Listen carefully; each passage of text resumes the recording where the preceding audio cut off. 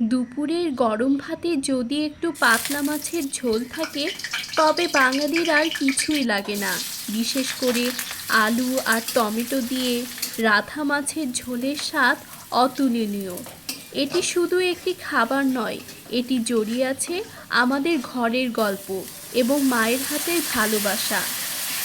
কড়াইতে তেল গরম হলে মাছের টুকরো ছাড়ে, সুবাস তাহার ছড়িয়ে পড়ে রান্নাঘরের দ্বারে।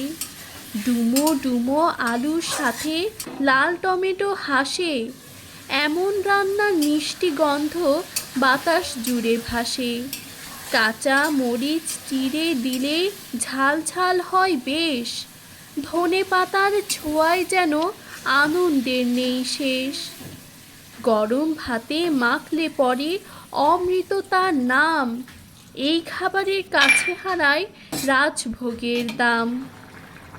রুই, কাতলা, মৃগেল বা যে কোনো তাজা মাছ 4 থেকে 5 টুকরো, মাঝারি সাইজের আলু এবং পাকা লাল টমেটো, হলুদ গুঁড়ো, মরিচ গুঁড়ো, জিরে গুঁড়ো ও সামান্য আদা বাটা, গোটা জিরে এবং কাঁচা মরিচ ফোড়ন। ওরে ও ভাই রে ও, আলু টমেটোর ঝোল রাঁধিলে মনটা খুশি হয়। বাঙালির এই খানা ছাড়া অন্য কিছু নয়।